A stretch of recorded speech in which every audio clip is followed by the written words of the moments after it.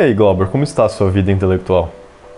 Eu tô pensando em começar. Eu tô olhando umas listas aqui, vendo os vídeos no YouTube. Eu acho que depois do próximo curso do Guilherme Freire, eu acho que já vou estar pronto para começar. E a sua vida intelectual? Como é que está a sua vida intelectual? Cara, minha vida intelectual anda ótima, assim. Eu já planejei tudo certinho, né? A lista de livros para ler, né? Começar ali com os clássicos. Na verdade, eu vou começar ali lendo A Vida Intelectual, né? Sim. Ou melhor, antes disso eu vou ler o Como Ler Livros, para depois saber como ler A Vida Intelectual, né? Sim. Aí depois disso eu vou ler um pouco de crítica literária para entender certinho, assim, né? Isso Quais tudo, são as opiniões corretas. Isso tudo antes de começar a ler o primeiro livro de literatura. Exato. Aí eu vou dar uma pesquisada sobre a vida dos autores. Claro. Para ver se eles são de direita, católicos, né? Tudo certinho. Se os livros são edificantes. Se o livro é edificante, exato. Se é belo, né? Se é belo. Porque tem muita coisa aí, cara. Os caras ficam vendo filme de terror, né? Coisa assim. Isso aí, cara, é feio, cara. American Pie, velho. Isso aí é uma ódio à feiura. Sim. Eu acho que o principal recurso que uma pessoa pode ter iniciando sua vida intelectual é uma lista de listas, né? Tu vai lá, é uma lista, aí cada item da lista é uma lista de leitura diferente. Aí tu fica consultando a lista, assim, e aí, eventualmente, depois de muitos meses de estudo, talvez tu até comece a ler.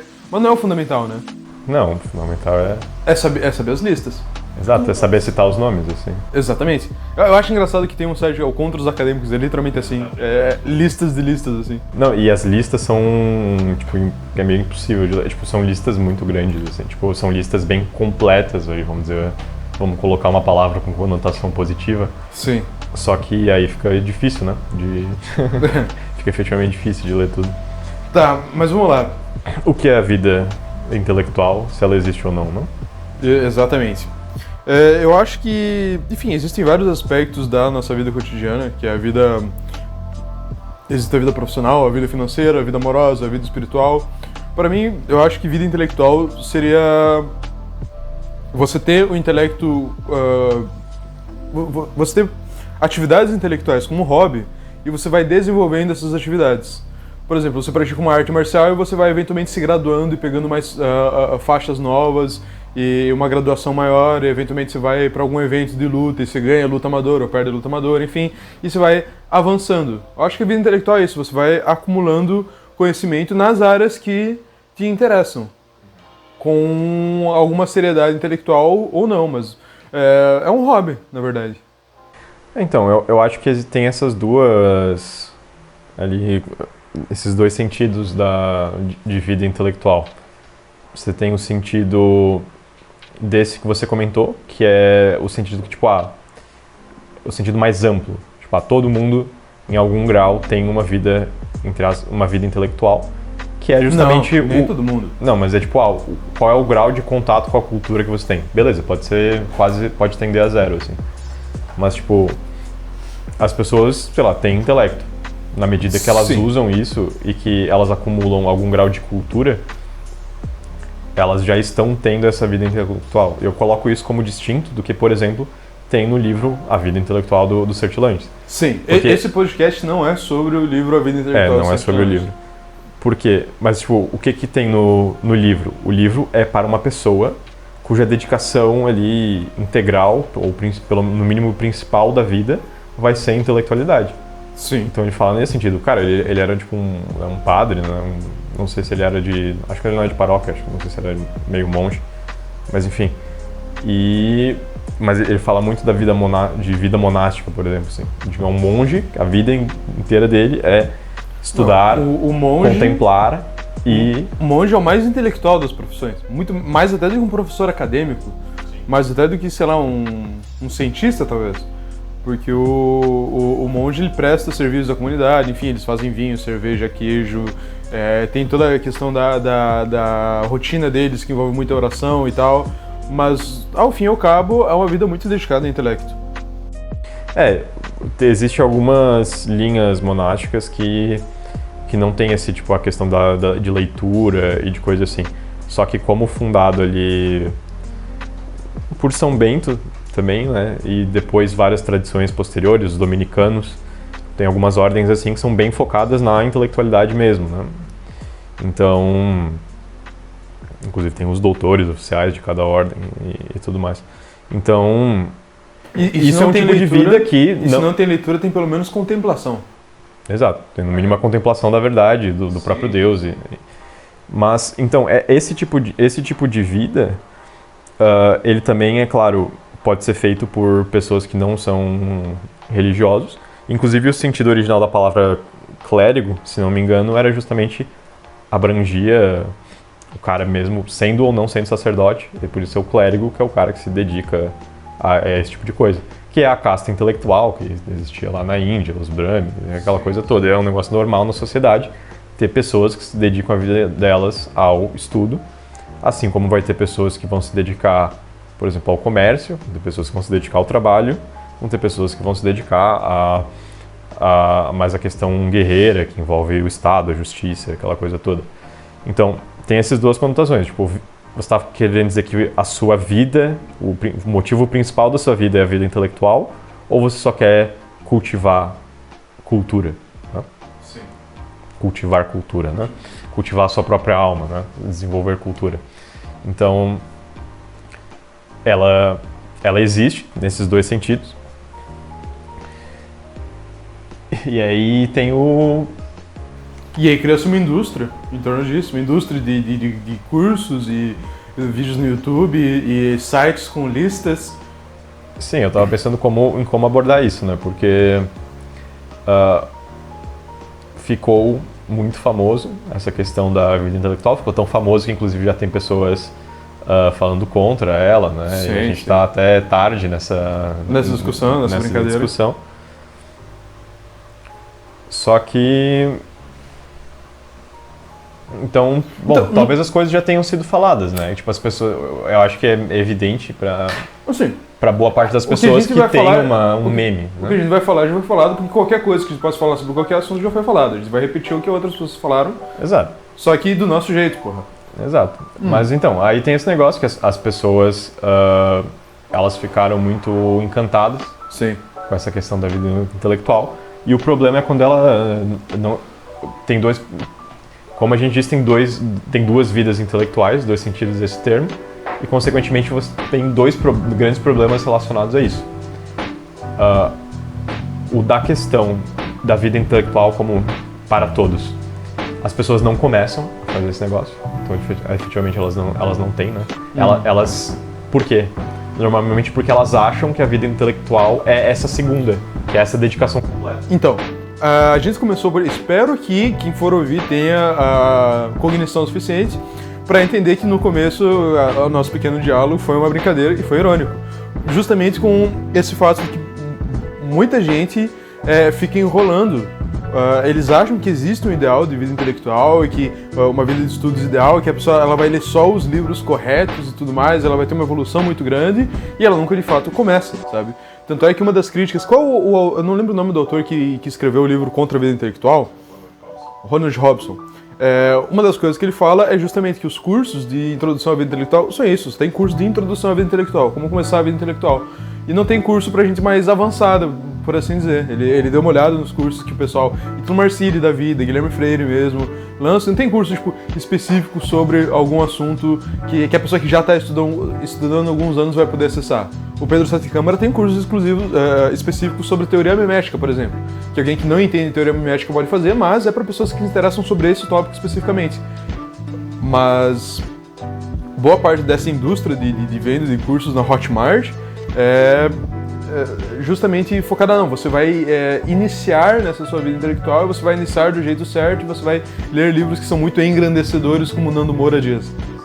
E não só em questão de cursos de vida intelectual ampla, né? Às vezes alguns cursos que teriam um tema específico ainda, na verdade eles são mega superficiais, né? Introdução a um assunto. Exato. As pessoas têm essa... Não sei se... Bom, enfim, ele tem essa trava, né? Elas acabam não efetivamente entrando, parece que na carne, assim, né? no cerne dos assuntos. E fica nesse negócio, né? Nessa aura de introdução, né? Então, tipo... Então tem esse problema. E tem um outro problema, que é quando a pessoa já começou a vida intelectual ampla dela, né? Já começou a ter alguma cultura, que ela acha que aquilo é tudo. Isso também é um problema. Porque nós temos muitas pessoas que, aí talvez seja um problema até mais dos influenciadores em si do que da pessoa genérica, apesar de também ter uma pessoa genérica, mas é a pessoa, tipo, estudou um pouquinho, acha que sabe de tudo. Sim. E isso é muito comum entre pessoas mais jovens, né? O adolescente tem essa... É um mal da adolescência, né? Então você tem alguma cultura e você acha, e você não consegue ver o horizonte do que tem além disso, e você efetivamente não vive a vida intelectual séria, totalmente dedicada, assim, você lê um livro ou outro, você lê um podcast, né? Você ouve um podcast, você lê um livro... Tá, mas qual é o problema com isso? Não, o problema é quando a pessoa se acha demais, assim, né? Então, tem um problema particular nisso na questão dos influenciadores. A grande parte dos influenciadores, eles só começam a falar sobre qualquer assunto, né? Eles, tipo, como eles já têm, sei lá, um público, alguma coisa assim, eles acham que a opinião deles vale de alguma coisa. Sim. Então, eles acabam Tem muita gente me ouvindo, então o que eu falo deve ser de algum valor. Exato. Então, eles acabam dando-a indiscriminadamente, assim. E normalmente a opinião é merda, né? Aí vem um problema, porque aí as pessoas olham isso e acham que essas pessoas sabem do que estão falando. Porque elas falam ali com muita bem, propriedade, exato. Com um cenário que é uma prateleira bonito, cheíssima de livros novos, nunca antes abertos. Nunca antes abertos. E inclusive um ponto que o Ronald fala então que você falsifica o que é o intelectual verdadeiro, né? Um ponto que o Ronald fala que é interessante é que esse pessoal, eles estão tipo, o dia inteiro eles estão postando stories no Instagram respondendo caixinha de perguntas, aí eles postam 3 vídeos por semana no YouTube e lançam um curso na Hotmart. Então, em que momento do dia os caras efetivamente param pra ler alguma coisa, sabe? Isso é meio suspeito também. Então o cara não tem mais... o cara só não lê, né? Ele só fica... Aí o que acontece é que ele vira uma vitrola, né? Ele fica só repetindo os temas que ele já conhece. Uhum. E isso é um pouco, eu acho, do que o Ronald falou no livro dele, né? Que boa parte do livro, na verdade, são só artigos ou textos, né? Que ele foi publicando ao longo da vida dele, sei lá, na internet. E eu acho que parte do que ele quis mostrar foi justamente essa evolução dos assuntos, assim, porque ele vai falando de uns assuntos meio aleatórios, de uns autores obscuros, de orientais, alguma coisa assim, e ele talvez esteja tipo, querendo justamente expressar, tipo, não, tem a vida intelectual é mais essa navegação que você vai sempre vendo algo novo. Sim. E relacionando com as coisas que você aprendeu antes, mas tipo, aí sai um pouco da questão que a gente tinha comentado das listinhas, porque tem os cânones dos livros intelectuais, coisa assim, só que muitas vezes o cara que efetivamente tem uma vida intelectual, ele vai parar, tipo, em certo grau ele vai começar ali com os clássicos, mas ele vai parar em algumas coisas mega específicas que, tipo, que não é, realmente, não precisa todo mundo ler, é a pessoa que tem um interesse específico naquele assunto. Sim, sim. E ela vai lá, se interessou e agrega aquilo na sua própria cultura, né? Isso, talvez um paralelo interessante, seja a questão tipo, de regionalismo, tipo culturas regionais versus cultura universal. Uma pessoa que quer ser realmente culta, vamos botar na música mesmo, ela vai ouvir, sei lá, música clássica, ou até, não necessariamente música clássica, mas músicas assim mais consagradas, mais antigas. Só que, às vezes, ela vai gostar, sei lá, tá no sul do Brasil, ela gosta ali de música gaúcha. Aí, não é que tipo, ela gosta de música gaúcha porque ela nasceu naquelas circunstâncias e aquilo vai ser importante pra ela, porque ela nasceu lá, vai ter contato com a cultura dos antepassados e tudo mais. Então, é uma coisa que é específica dela, é uma coisa que está nas circunstâncias dela. Agora, você não vai dizer... Sou eu e minhas circunstâncias. Exato. Aí você não vai dizer que uma pessoa lá no Nordeste vai precisar conhecer a música gaúcha. Às vezes nem sequer vai precisar conhecer o maior autor gaúcho, sabe? Talvez porque esteja no Brasil, mas daí um cara dos Estados Unidos não vai precisar ouvir, sabe? Então tem isso, as pessoas às vezes ficam muito apegadas no cânone assim, dos grandes clássicos, né? E acabam ficando meio presos, porque até você pegar o gosto por essas coisas pode demorar. até você conseguir ler com proveito mesmo, assim, uma Ilíada, você talvez tenha que acumular alguma cultura poética para entender o que é um verso, para entender melhor aquela coisa, acumular um pouco de cultura da mitologia grega para você entender melhor o que é aquilo, né? Algumas pessoas vão precisar dessas preparações. Ou isso, ou o cara realmente vai se esforçar e pegar um livro, uma edição de Ilíada ou comentada, ou cheia de notas de rodapé, e vai fazer uma leitura meio difícil, assim, meio complicada mesmo. O cara vai lendo, ele para pra ver o contexto, ele para pra ler a nota de rodapé, ele continua, ele faz anotação, e ele anota os nomes dos personagens pra não se perder na história e tal. Mas não é uma leitura do qual o cara vai tirar muito prazer a princípio. Então, aí volta para aquela questão, o cara tá querendo se dedicar a vida dele para isso, ou é só um complemento, né? É só um cultivo paralelo? Porque se for só um cultivo paralelo, vai ser muito difícil você pedir pro cara, não, você tem que pegar a Ilíada, e daí tem que debulhar as referências e não sei o quê. Tipo, o cara não vai ter fôlego para isso. Ele tem outras coisas. Você já aprendeu os básicos do grego antigo. Exato, tem que aprender grego para ler a Ilíada, né? Sim. Agora, o cara que, eu quero dedicar a minha vida para alta cultura. Então, aí, normalmente vai ser esse cara que vai conseguir, por exemplo, ir de cara e ler a Ilíada inteira, mesmo sem entender as coisas. Só que não, eu tenho que ler a Ilíada, eu vou entender e depois eu vou ler outra vez. Sim. E daí eu vou dar um tempo, vou aprender outras coisas, daí eu vou ler outra vez e outra, porque a minha vida vai ser a cultivar a intimidade. Mas vamos lá, eu acho que boa parte disso é o querer, é a vontade e a simulação do querer e da vontade. É a simulação do interesse. Porque vamos lá, se o cara realmente ele tem interesse nisso, um interesse que vem da personalidade dele, um interesse que vem talvez até do espírito dele, ele realmente olha pra Ilíada e ele pensa, pô, isso é muito interessante, isso é muito foda. O que ele vai fazer? Ele vai ler, talvez até sem entender a princípio, só que como ele gosta mesmo, não vai ser algo penoso pra ele, por exemplo, ler um livro de comentário à Ilíada depois, sabe? Ele vai ler porque realmente ele vai querer ler, ele vai ter vontade de ler.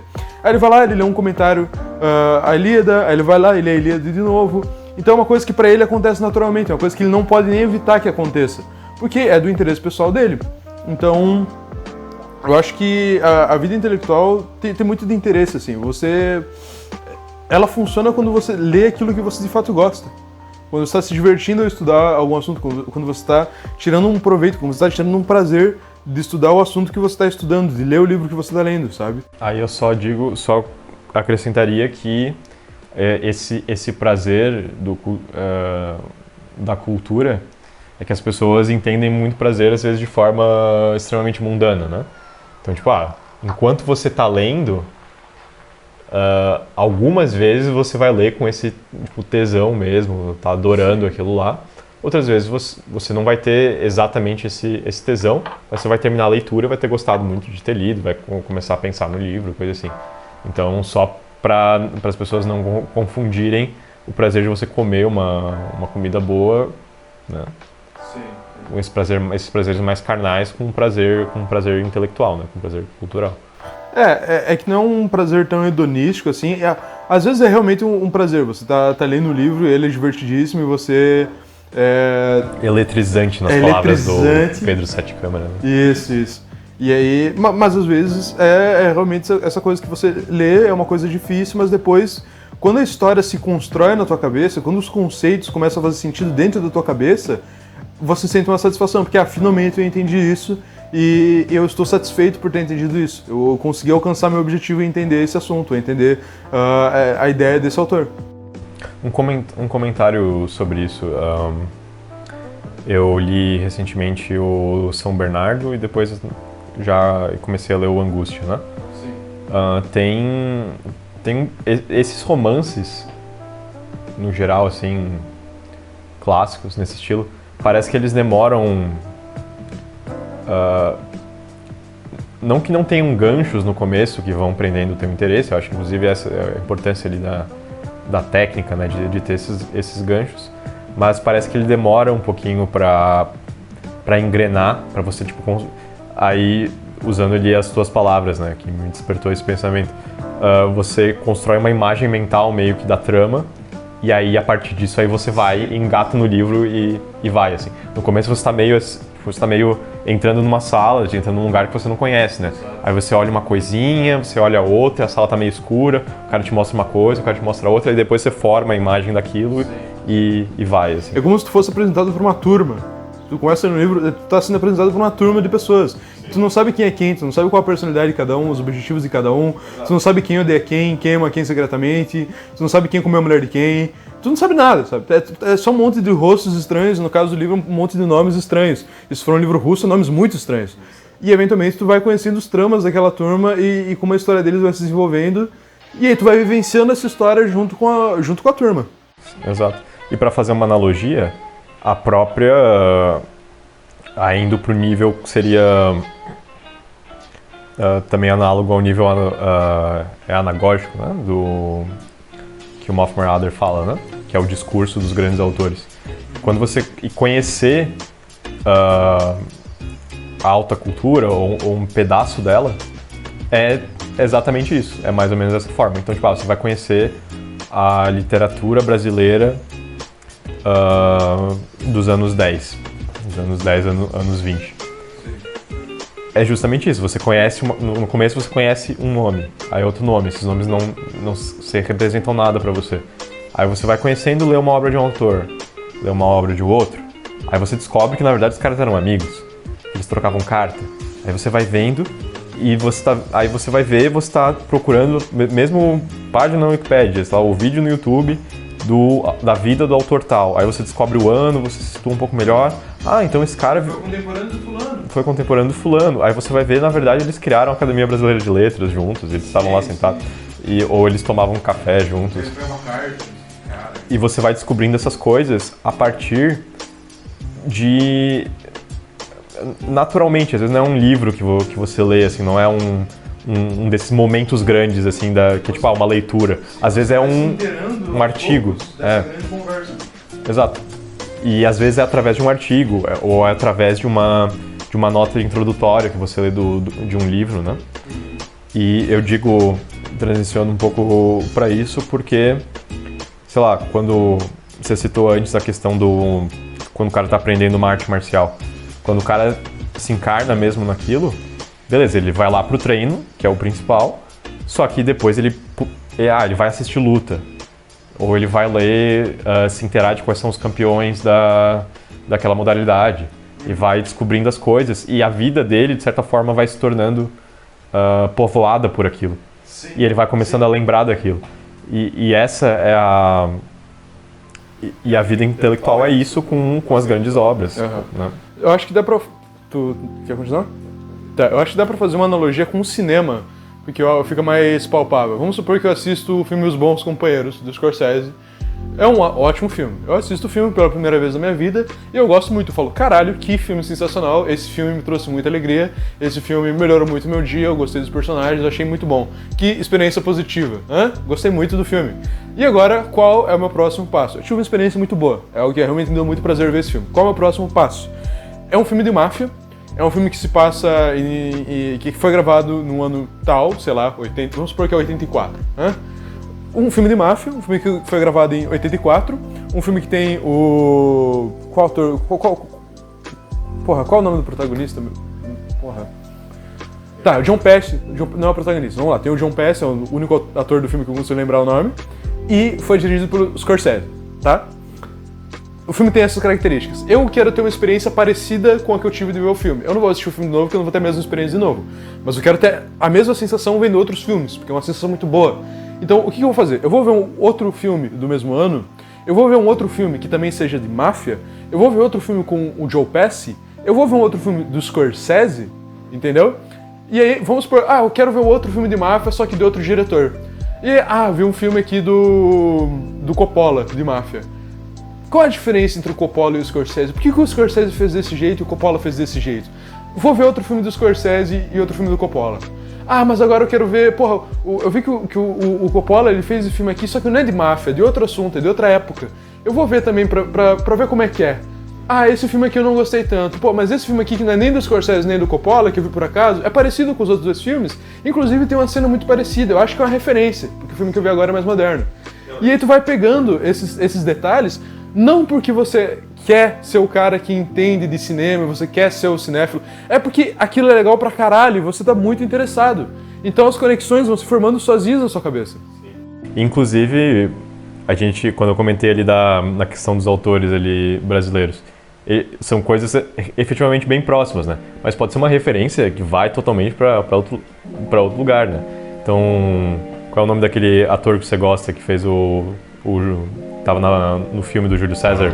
Você tem o Marlon Brando, você vê um filme qualquer do Marlon Brando, aí você vê, ele também tava nesse filme aqui, Júlio César. Aí você vai ver o filme, é outra parada, aí você vê, nossa, da onde surgiu esse filme? Aí você vê que é baseado numa peça do Shakespeare. Sim. Aí você pode ou ir lá pro Shakespeare, sim, ou pode ir mais pra trás, lá no Júlio César mesmo. Nossa, então vou ler aqui Vidas Paralelas de Plutarco. Exato. E alguma coisa assim, sabe? Inclusive pode ser... Ou você tá lendo Machado de Assis e você vê que ele faz referência a Dante.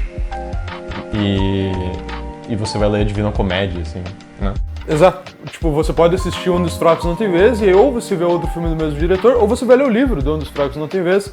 Talvez vocês leiam Meridiano do Sangue, do mesmo autor. Então, é isso. É um interesse genuíno que você tem por esses assuntos, sabe? Exato. Aí a questão é que isso realmente tem que ser a base, né? Pra pessoa que não vai se dedicar, né, totalmente a isso, essa vai ser a base. Para a pessoa que se dedica, aí efetivamente vão ter certas coisas, porque a gente está falando de coisas bem amplas, assim, né? A da vontade de uma pessoa quer ir. Isso sempre vai estar ali no fundo, às vezes na base, né? Quando a pessoa vai querer se dedicar mesmo, aí sim ela começa a aplicar algumas técnicazinhas que na verdade não são nem regras, são coisas que muitas vezes a própria pessoa vai desenvolvendo, coisas assim. Então, tipo, e coisas às vezes simples, tipo, vou fazer uma lista, vou fazer uma bibliografia dos livros que eu quero ler, porque aí eu quero lá procurar eles realmente. Tipo, eu já li algumas peças, no meu exemplo, de teatro grego. Tá, cara, eu gostei disso, eu quero realmente aprender teatro grego. Beleza, aí sim, aí você vai pesquisar, você vai às vezes naturalmente, fazer uma lista bibliográfica de quais são as próximas peças que eu quero ler, beleza, quais são os grandes autores desse gênero, aí você descobre que é o Ésquilo, o Sófocles e o Eurípides, beleza, quantas peças cada um teve, não sei o que, e essa peça é a mesma história daquela outra, essa peça é a mesma história que dois escritores fizeram, né? Cada um fez a sua versão. E aí quando você vê, né, para essa pessoa que se dedica um pouco mais, beleza, eu já sei muito, já aprendi, já estudei teatro grego e agora é uma matéria que eu domino. E agora, sei lá, no meu caso, agora eu me interessei pelo teatro francês, porque eu estava lendo um livro de história da igreja que estava falando sobre o Luís XIV. Na época lá do Luís XIV, que tinha tais e tais dramaturgos. Já vi o teatro lá, vamos ver como é que o teatro evoluiu pra cá. E esse é um exemplo meu. Agora, aí eu já separei ali, inclusive, antes de ler, não li nenhuma peça ainda de teatro francês, mas já separei a bibliografia. Quando eu tava viajando, passei no Sebos, e já minha casa já tá cheia de livro de teatro francês, porque aí no caso já é uma dedicação maior, já comprei vários livros desse assunto, mas é porque eu sei que eu quero estudá-lo, né? Sim.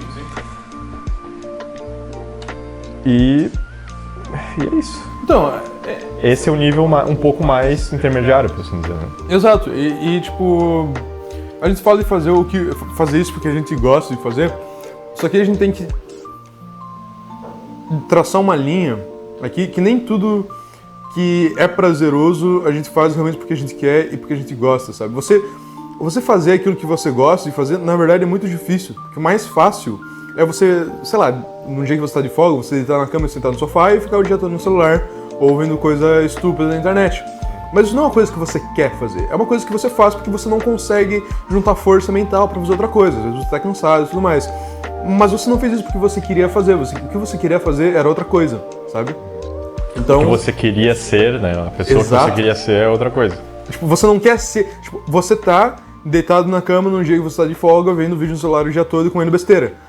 Mas a pessoa que você quer ser não faria isso.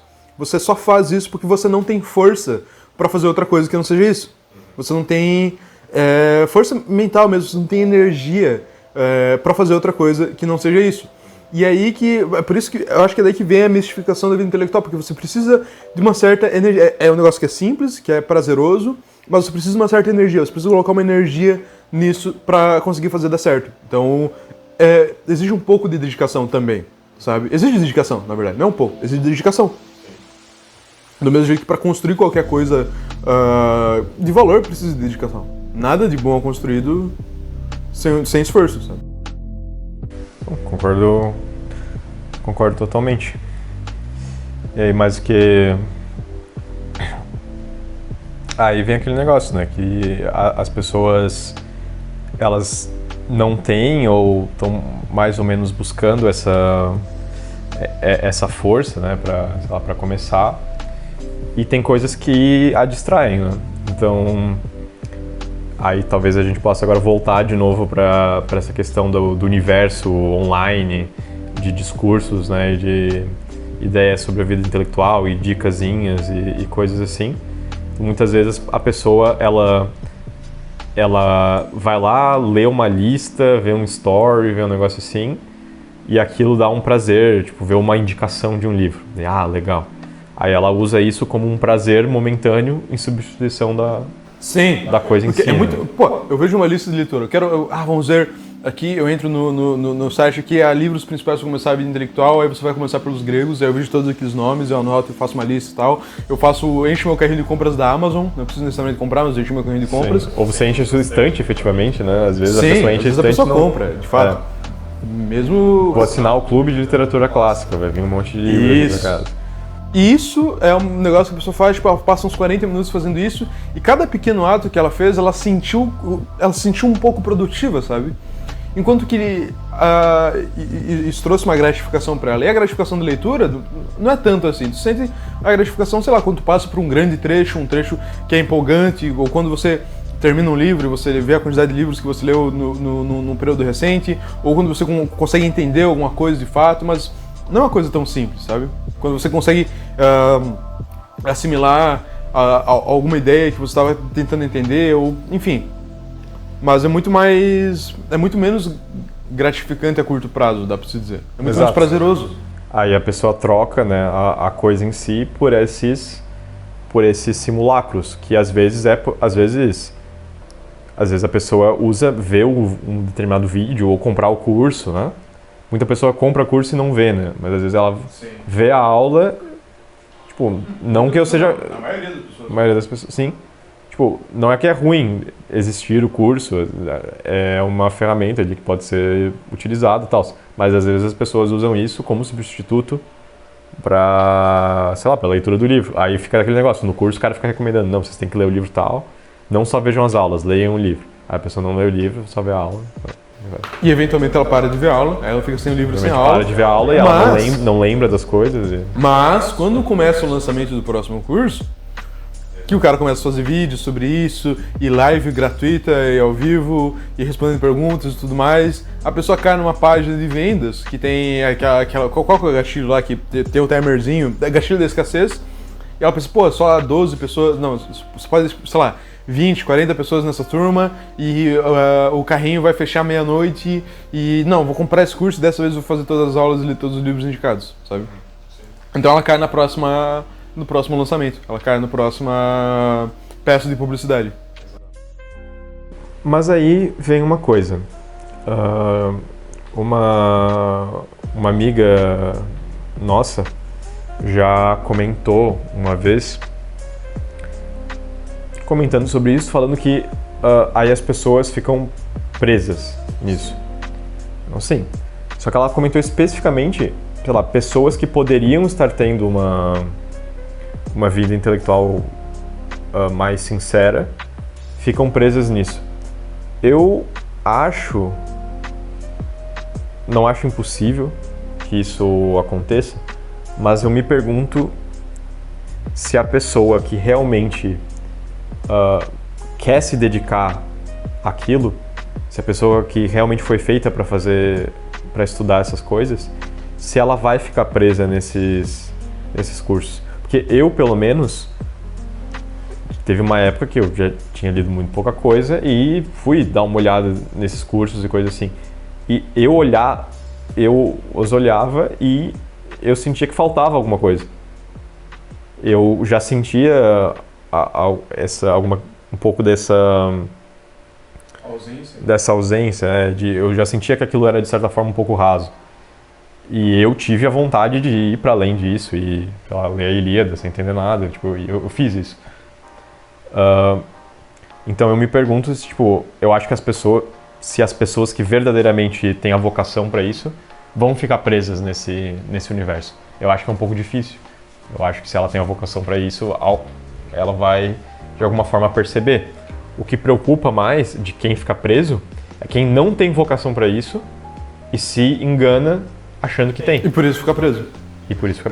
Sim, fica nesse preâmbulo eternamente, sem começar porque não tem condições de começar. Exato. São as pessoas que ou vão ter aquela vida intelectual mais genérica,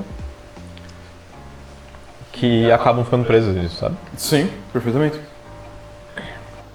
Porque o cara que realmente ele tem o potencial, ele vai começar a ler e existe um caminho natural, que é o que eu mencionei antes. O cara começa a ler, ele gosta desse autor ele não gosta, ele vai tentar ler mais livros do mesmo autor, livros parecidos de autores diferentes, sabe? E ele vai seguir isso meio que naturalmente pelos próprios interesses. Ele vai testando. É isso, é por isso que tem tanta lista, tanta diquinha na internet e tudo mais. Porque a pessoa ela tem medo de tentar errar, saca? Ela tem medo de perder tempo. Mas tipo, tu vai ler o negócio e vê, cara, isso aí eu não gosto, eu detestei, eu não quero nada parecido com isso, não quero ver nenhum filme parecido com isso. E tu vai testando e errando e aprendendo, tu vai eventualmente perder tempo com alguma coisa que depois tu percebe que não acrescentou em nada, que tu nem ao menos gostou.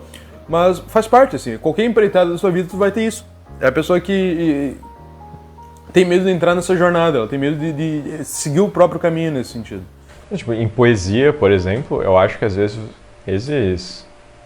você vai lendo, você pega ali, sei lá, alguns clássicos de poesia, aí depois você vai, acho que até vale a pena se você pegasse pra ler uma poesia ruim, assim, tipo um cara qualquer, sabe? Sim. Eu acho que vale super a pena, porque você percebe, eu acho que às vezes você só percebe a qualidade de algo quando você contrasta com alguém que faz aquilo mal, assim.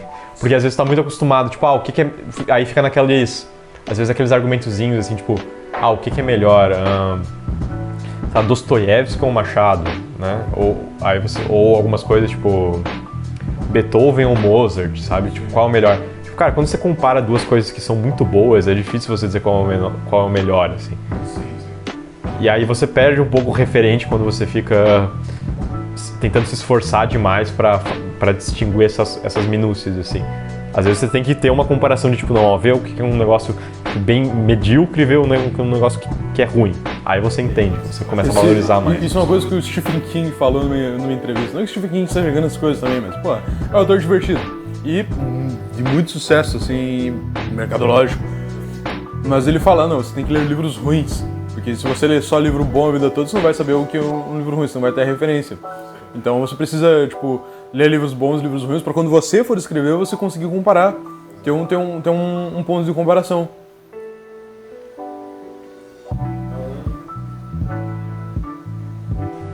Então é isso, tipo, aproveita que o livro não vai te fazer nenhum mal, assim, né? Porque na vida eu acho que as pessoas até entendem isso até demais, né? Tipo, muita gente fala, tipo, não, sai aí pra vida, comete um monte de erro enquanto é jovem, não sei o que, depois você vai aprender com seus erros, não sei o que. Aí às vezes as pessoas acabam fazendo coisas que são muito mais graves do que você ler um livro ruim, sabe? Sim. Tipo, cara, o livro ruim você não vai perder nada lendo o livro ruim. O cara é hétero, mas ele dá o cu só pra ter certeza que não é gay, aí na hora de ler um livro ruim ele não quer, porra. Tá, eu acho que a gente pode falar um pouco mais sobre pra que serve a vida intelectual. Então, esse é outro dos mitos que a mídiazinha aí usa pra vender. Que a mídia... a mídia de Instagram, coisa assim. Sim. A mídiazinha, né? A mini mídia. A mídia alternativa usa pra... usa pra vender essas coisas, né? Porque eles estão tentando, às vezes, vender vida intelectual para pessoas que não vão... cuja vocação não é aquilo. Então você tem que dar uma outra justificativa. Tipo, não, você vai ganhar dinheiro. Claro, porque se você for vender algo para um pequeno burguês, você tem que ser utilitarista, porque ele é utilitarista. Então você vai querer vender algo para ele, ele não vai falar, nossa, que maneiro isso. Ele vai falar, tá, mas pra que serve isso aí? O que eu vou fazer com isso aí? E aí já começa errado, porque você desvirtua totalmente o motivo da parada. Tipo, às vezes até... É que, tipo assim, qual é a vantagem de você estudar retórica clássica, estudar lógica clássica, estudar gramática? Não é que não existam vantagens. Elas existem. Por exemplo, aprender latim, as pessoas falam. Por que aprender latim? Aí tem aquelas respostazinhas que são verdadeiras. Tipo, você vai começar a entender melhor a gramática da sua própria língua. Você vai exercitar o seu raciocínio porque é uma língua mais complexa do que o português. Você vai começar a ver as coisas de uma outra maneira. Você vai começar a entender a etimologia de algumas palavras, começar a usar elas de forma mais adequada. Então tem vários. Você vai treinar a sua memória, sei lá, pra decorar as coisas, qualquer coisa assim. Tipo, existem essas vantagens que você pode dizer que são práticas, assim, você vai treinar seu raciocínio lógico, coisa assim. Só que quando, cara, vamos ser sinceros, quando a pessoa vai aprender latim, ela não aprende por causa disso. Exato. Não, e vamos lá. Você vai aprender gramática melhor, você vai aprender raciocínio melhor. Existem jeitos muito mais simples e diretos de aprender gramática, raciocínio, memória. Exato. Sabe? Isso aí é que nem falar que o cara tem que jogar videogame pra treinar a coordenação motora, sabe? Exato. Cara, você pode fazer coisas específicas pra isso, se for esse o caso, né?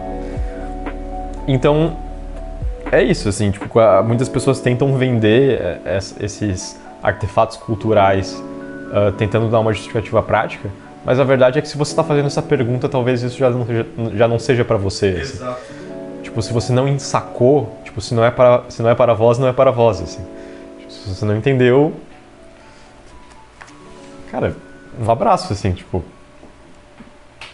por que o professor tem que te convencer a ver o negócio? Não é assim que funciona, sabe? Tipo, aí você não tá sentado na escola obrigatória do governo, o professor tem que te convencer a aprender aquela matéria. Tipo, isso não é o que deveria, tipo, não é assim que funciona, né? Exato. Ó, a gente tá gravando isso aqui na minha casa e eu tô olhando pra prateleira, tem alguns livros sobre Roma Antiga e alguns específicos sobre o Júlio César, né? Cara, quando o que me estimulou a tentar aprender um pouco mais sobre a biografia do César foi a história do Júlio César com os piratas, né? A história que ele foi sequestrado e tudo mais, tá? Uma história bem conhecida da biografia do César quando ele ainda era muito jovem, na verdade. Cara, eu ouvi essa história e em nenhum momento passou pela minha cabeça, será que é útil eu aprender sobre a vida dele? Será que vai me trazer algum benefício? Será que eu vou ganhar mais dinheiro com isso? Não, eu só olhei e falei, caralho, muito foda, muito do bem foda, na verdade. Eu preciso saber mais sobre isso, eu quero saber mais sobre isso. E, tipo, não é assim, eu vou saber disso a despeito de eu não ganhar mais dinheiro. É que se eu fosse pra perder dinheiro por saber isso, eu perdia. Porque é um negócio muito do caralho, sabe? Eu tive quando eu ouvi a história de Júlio César com os piratas, eu tive a mesma reação que eu tinha com 8 anos, eu vi o filme do Batman. Eu olhava, caralho, que do cacete. E uma reação muito mais intensa ainda, porque é uma figura que existiu de fato e que é uma figura respeitada e que teve toda uma influência política até os dias de hoje e tudo mais. Então, eventualmente eu comecei a ler sobre César. E depois eu comecei a ler um pouco mais sobre Roma. E eu parei por aí, porque pra mim eu tava satisfeito, mas se fosse do meu perfil, eu poderia ter continuado estudando sobre Roma, estudado sobre os povos que vieram antes, estudado sobre os povos que vieram depois, estudado sobre a Europa medieval e continuado nisso por uma vida inteira. Exato. Então quando você vai estudar... Por causa da história do César com os piratas. Exato. Aí quando a pessoa de verdade vai estudar a vida de grandes homens, não é porque ela quer aprender lições de liderança pra aplicar na empresa dela, sabe? Não, você vai ver a história porque a história é maneira e você sente que precisa saber a biografia do Napoleão, porque foi um cara muito brabo, assim.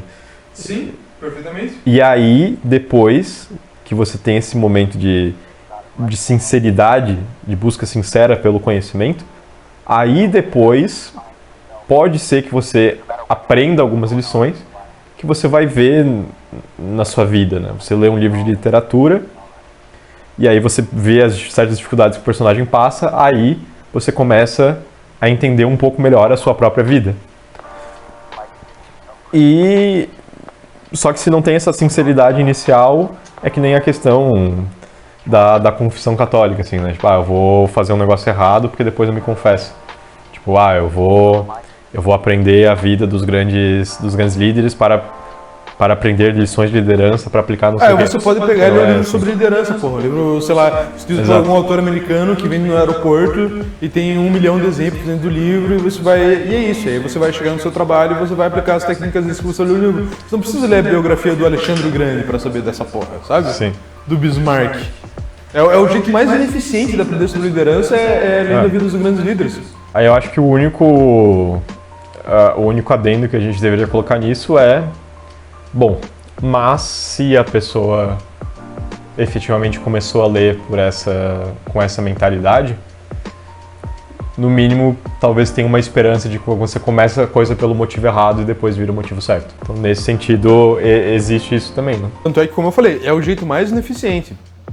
Se o cara pensa assim, eu quero saber mais sobre liderança e só por isso que eu vou ler a biografia do Napoleão, talvez tenha algo dentro dele que, na real, queria só ler a biografia do Napoleão. E ele precisa de uma desculpa para enganar a si mesmo. É isso. Eu tenho um amigo que é assim, na verdade. Um sujeito com quem eu trabalhei, ele lê literatura clássica, ele lê vários livros de literatura clássica e tal, ele lê bastante. E ele fala pra todo mundo, inclusive pra si mesmo, que ele só tá lendo porque ele quer aprender a escrever melhor, porque é o tipo de trabalho dele. Ele trabalha com publicidade. Eu estou lendo porque eu quero ter mais cultura, escrever melhor pra ganhar mais dinheiro. No final das contas, eu estou lendo porque eu quero ganhar mais dinheiro. Eu tenho absoluta certeza que isso é bullshit, assim, é mentira. O cara não tá lendo porque ele quer ganhar mais dinheiro. Ele tá lendo porque ele gosta dessa porra e é legal pra cacete.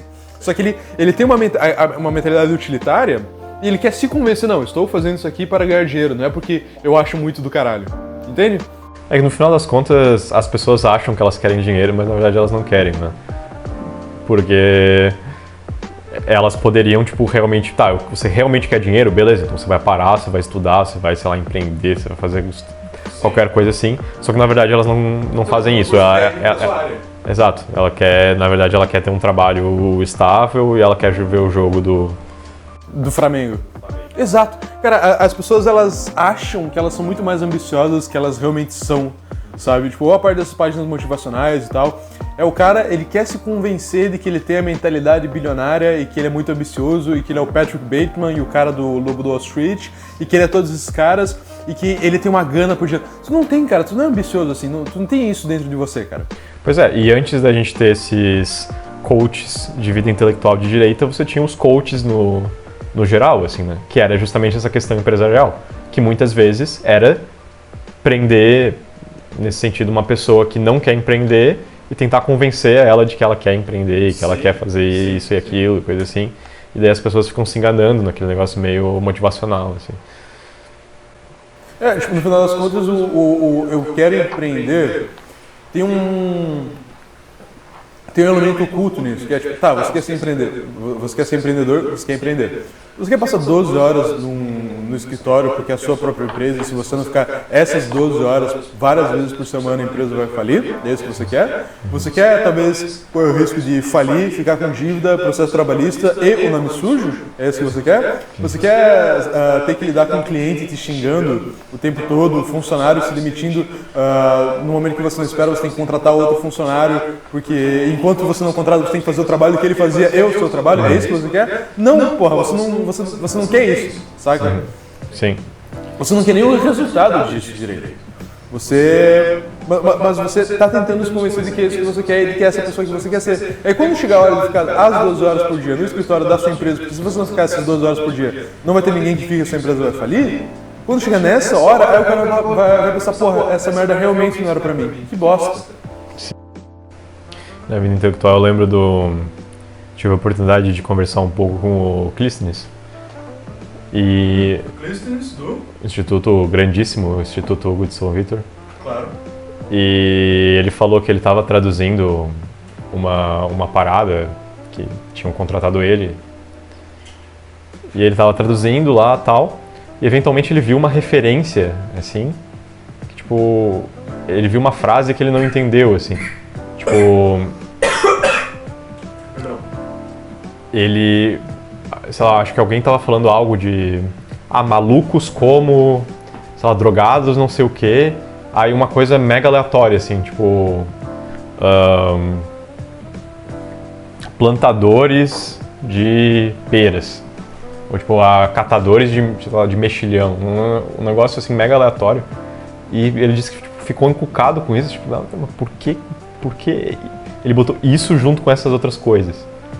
Aí ele foi pesquisar e ele parou lá lendo um livro russo do não sei o que ele nem sabia russo, botou no ChatGPT para traduzir, para ver se entendia, buscando a referência do porquê o cara colocou esse terceiro elemento para fazer uma nota de rodapé na tradução que ele estava fazendo do texto, que a nota de rodapé não ia dar um centavo a mais para ele. Ele poderia não botar a nota de rodapé e ia ser pago pela tradução igual. Assim. Só que não, ele precisava fazer aquele negócio.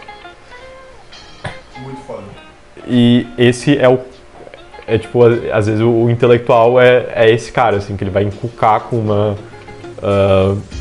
com um detalhezinho e a vida dele a partir disso vai ser entender aquela coisa. Ele vai ser meio neurótico. Exato. Assim como o empreendedor às vezes é neurótico com detalhes do empreendimento e coisas assim, neurótico em tocar um negócio dele. Vamos terminar com alguma dica? Tem alguma dica? Nelson Rodrigues é gostosinho de ler. Ele, as crônicas, teatro não. Teatro eu particularmente acho um pouco chato, mas enfim. E também que, pro cara que não lê muita literatura, ler teatro é um pouco difícil. Começar pelo teatro é bem difícil. Então, Nelson Rodrigues, As Crônicas, ele fala das mulheres burguesas do Rio de Janeiro que são muito progressistas e tal, e parece que ele tá falando da esquerda do Brasil de 2025. Se você é mais, porque tem gente que tipo, que quer isso, mas não gosta de literatura, né? Tipo, não, eu quero só não sei o quê. Uma literatura... Eu recomendei isso para um amigo, não sei se foi a melhor dica, mas leia então o teatro, se você é o cara assim, não, eu quero realmente ler os textos técnicos para entender, sei lá, a psicologia do ser humano, tipo, alguma coisa assim. Tipo, ou, eu quero estudar moral, eu quero estudar filosofia, e eu vou ler só os textos técnicos. Cara, pega um teatro grego e lê, vai ser um tratado de teoria moral que você vai entender muito melhor do que a Suma Teológica, assim. Então, vai lá, se ferre lendo o teatro grego. E já que é um texto curtinho, tá, é dolorido, só que é rápido, né? Uma coisa que me ajudou no começo, em livros técnicos eu fazia eu escrevia um resuminho de cada capítulo, rapidinho, assim, sem consultar de volta, só o que você lembra, tipo, escreve ali uma coisinha.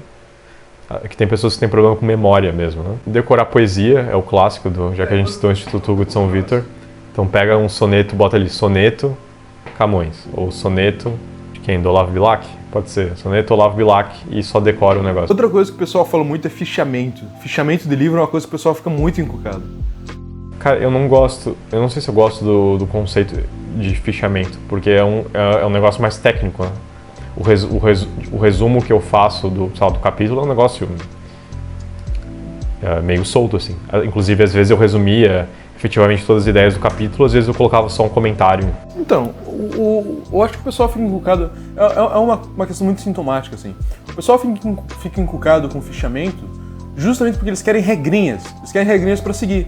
Então, ele começa a ler um livro, ele nunca leu porra nenhuma. Ele começa a ler um livro, ele pega o Brás Cubas pra ler, e ele pensa, eu tenho que fazer o fichamento desse livro? Eu tenho que anotar alguma coisa? Eu quero que alguém me diga o que fazer, eu quero que alguém me conte. Será que eu ficho ou será que eu não ficho, sabe? Ele não para pra pensar que ele pode pegar o livro e não fichar, ou pegar o livro e fichar as partes que ele quer e anotar as partes que ele quer. Mas, no geral, eu concordo muito com o Pedro Saticama sobre o fichamento. Por que você quer lembrar disso? Tu tá estudando pra concurso? Tá estudando pro vestibular? Sabe?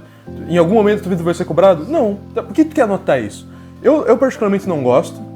Pra mim ele trava muito o ritmo da leitura, mas às vezes eu faço, porque às vezes é necessário. Eu tô lendo, sei lá, o Alexandre César e tem alguns pontos que eu quero me lembrar. Eu tô lendo um livro do Dostoiévski, que os nomes são complicadíssimos, eu quero anotar os nomes. Fulano de tal é ateu, fulano de tal é o católico fervoroso. Então, cara, eu acho que essa é a dica, não tem regrinha. Tem livro que tu vai fichar, tem livro que tu não vai fichar, tem livro que tu vai começar anotando e achando que precisa dessas anotações, tu vai desistir, não tá no meio do caminho e vai continuar só ali normal. No geral, o fichamento mais atrapalha do que ajuda, porque ele atrapalha o fluxo da leitura. Tipo, não pare pra ler notas de rodapé, eu acho. E não pare pra fichar. Pra mim, fichar é só se você fosse fichar depois você já leu o capítulo ou o livro e ficha depois. Mas, tipo, não... Porque senão vira um trabalho, né? Porra, senão vira... é muito esforço, né? A gente aqui é preguiçoso também, né? Isso, é um saco também. É um desafio. Se a pessoa gosta de... Ela já lê, só que ela só lê livro YA, assim, sabe? Literatura fantástica. O cara lê literatura, mas literatura ruim. Ruim, exato. Qual é a dica pra esse cara? Tá, mas como é que o cara vai diferenciar o que é literatura ruim de literatura boa, né, cara? Tem que ter um contato com literatura boa. É que hoje em dia é muito discernível, assim, que tem aquela literatura pra mulher. Eu não falo nem dos pornozão, eu falo tipo, Dark só... Romance. Eu tô falando só de livro mesmo, tipo Jogos Vorazes. Sim. Aquelas coisas... Essa é o YA, né? Young Adult, né? Que é uma, tipo, baixa literatura, assim, né? E você tem, do lado masculino disso, é o cara ficar lendo, sei lá, George R. R. Martin. Pode ser.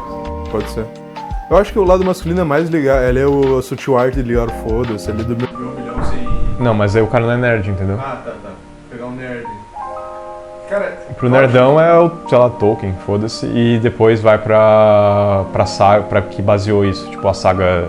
Ela é uma saga nórdica. Isso. Ou literatura, ou mitologia grega mesmo, e talvez a recomendação do teatro ali sirva.